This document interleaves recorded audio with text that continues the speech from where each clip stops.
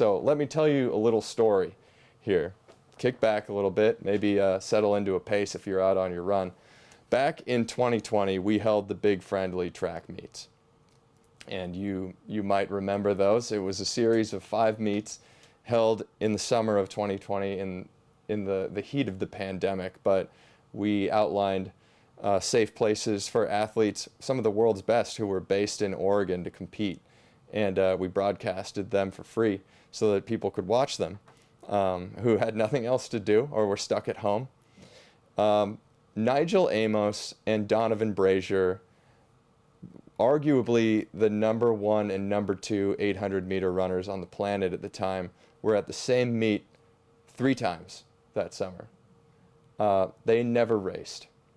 And agents told us what it would take for them to face off, and we couldn't do it.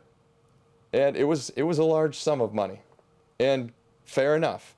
Like, that's what it takes. These guys need to protect their value, because for them to face off, it should cost a lot of money because they're the best in the world. We didn't have that cash at the time, but what we wanted to do was figure out a way to make that happen, because we know that all the fans want to see those kinds of races too. They want to see meaningful races with stakes in the competition. Pay-per-view was a part of it, and so was Sweeten the Pot. Sweeten the Pot, I want to be clear here, is not a charity.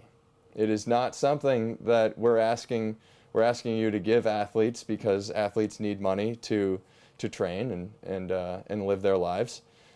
Sweeten the Pot is a mechanism that we built to make the races that we want to see possible.